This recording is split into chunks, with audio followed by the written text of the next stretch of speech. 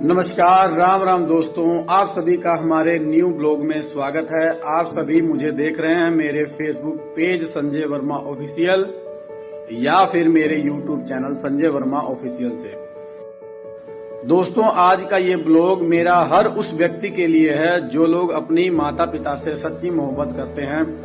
तो आप सभी लोग यह मेरा ब्लॉग शुरू से लेकर लास्ट तक देखें और मेरा ये दावा है कि अगर आप ये ब्लॉग पूरा देखते हैं तो आपको यह ब्लॉग बहुत अच्छा लगेगा।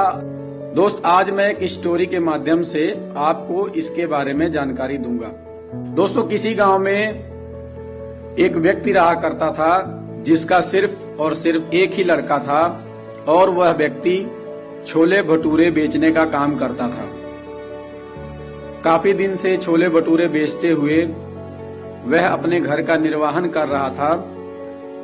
धीरे धीरे उसका लड़का, जो कि जवान हो चुका था, उस व्यक्ति ने सोचा कि अपने लड़के को भी छोले भटूरे का काम सिखा दें ताकि यह भी अपने पैरों पर खड़ा हो सके और वह व्यक्ति थोड़ा अपने जिम्मेदारियों से मुक्त हो सके। लेकिन लड़का अपने माँ बाप का अकेला था, जिस वजह से उसका अधिकतम समय खेल कूद, लोगों के साथ घूमना फिरना और मौज मस्ती करने में व्यतीत होता था।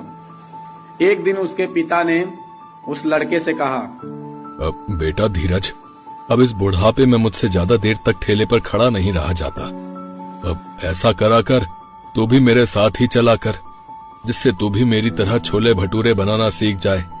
अरे नहीं बाबूजी, मैं आपकी तरह ये काम नहीं करना चाहता। इस पर उसका जो पिता था वो काफी उदास हो गया, लेकिन क्योंकि उसके ऊपर घर की जिम्मेदारियां थी तो वह अपना ठेला लेकर दोबारा से छोले भटूरे बेचने के लिए चल पड़ा।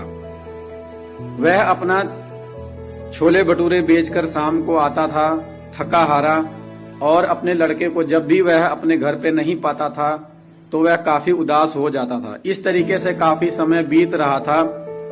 एक दिन ठेले पर एक महात्मा आए। जगदीश ने जल्दी से छोले भटूरे की प्लेट निकाली और बाबा को खाने को दिया। ये लीजिए बाबा, ये खा लीजिए। साधु बाबा झट से सारे छोले भटूरे खा लेते हैं। फिर वो साधु बाबा जगदीश से पूछते हैं, बेटा तू इतना उदास क्यों है? जगदीश उन्हें सारी बात बताता है।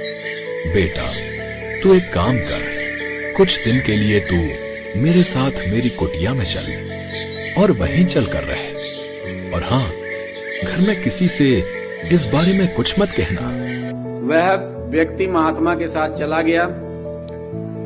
ऐसे करते करते वह 6 महीने तक महात्मा के साथ रहा, लेकिन इधर जो उनका लड़का और लड़के की माँ काफी परेशान हो चुके थे जब उनका पिता घर वापस नहीं आया। इस पर लड़का और उसकी माँ उसके पिता को ढूंढने के लिए निकल पड़े। उन्होंने काफी प्रयास किया लेकिन उनका पिता नहीं मिला। अब घर के खर्च चलाने की बारी लड़के पर थी, क्योंकि जिनकी वजह से घर का खर्च चल रहा था वो तो न जाने कहां खो चुके थे। लड़के की माँ ने लड़के से कहा कि बेटा अब तू क्या करेगा? इस पर लड़के ने कहा कि मैं अपने पिताजी का ठेला ले जाकर लगाऊंगा। जिस पर उसकी माँ ने कहा कि तुम्हें तो छोले भटूरे बनाने भी नहीं आते। तो लड़के ने कहा कि माँ मैं सीख लूंगा। अब उस लड़के ने छोले भटूरे की रेडी लगानी आरंभ की, जिस पर उसकी दुकान पे कोई ग्राहक नहीं आते थे। एक दिन उस लड़के को वृद्ध महिला मिली जिसने उसे छोले भटूरे बनाना सिखाया। अब धीरे धीरे लड़के का दुकान चल पड़ा था और लड़का धीरे धीरे मशहूर होने लगा था। इस तरीके से थोड़े दिनों की कठिन मेहनत के पश्चात लड़का के पास काफी धन एकत्रित हो गया और वह अमीर बन चुका था। अब वह आत्मनिर्भर भी बन चुका था। कुछ दिनों के बाद उसके पिताजी वापस आते हैं। यह देखकर उनकी माता की आंखों में आंसू आ जाता है और लड़का भी काफी प्रसन्न होता है। अब लड़के ने अपने पिताजी से कहा कि पिताजी मैं आज आपको अपने हाथों से बना छोले भटूरे खिलाऊंगा। पिता उनके हाथों से बना हुआ छोला भटूरा खाता है और बहुत खुश होता है, क्योंकि लड़के ने छोले भटूरे बहुत ही मन से बनाए थे और काफी टेस्टी थे।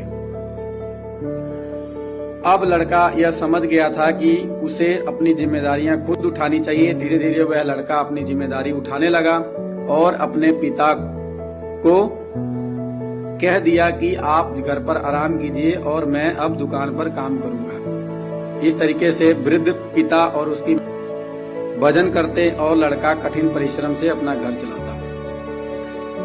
तो दोस्तों, इस स्टोरी से हमें यह सीखने को मिलता है कि न जाने क्यों ज्यादातर लोग अपने माता पिता की कदर उनके जाने के बाद करते हैं। दोस्तों, हम सभी लोगों को यह बात समझना चाहिए कि दुनिया में माँ बाप सिर्फ और सिर्फ एक बार ही मिलते हैं, इसलिए उनके जीते जी ही हमें उन्हें हर सुख देने का प्रयास करना चाहिए जिसके कि वो असली हकदार हैं। क्योंकि इस दुनिया में माँ बाप के अलावा और कोई भी नहीं है जो यह चाहता है कि तुम तरक्की करो, आगे बढ़ो, जिंदगी में कुछ करके दिखाओ। इसलिए आप सभी लोगों से रिक्वेस्ट है कि अपनी कमेंट हमें करके बताएं कि आपको ये वीडियो कैसा लगा, और इस वीडियो को ज्यादा से ज्यादा शेयर भी कीजिए ताकि लोगों के पास यह वीडियो पहुंचे और हो सके तो वो लोग भी अपनी माता पिता की इस वीडियो को देखकर कदर करना सीख जाएं। दोस्तों, हम लोग मिलते हैं आपसे नए ब्लॉग में, तब तक के लिए राम राम।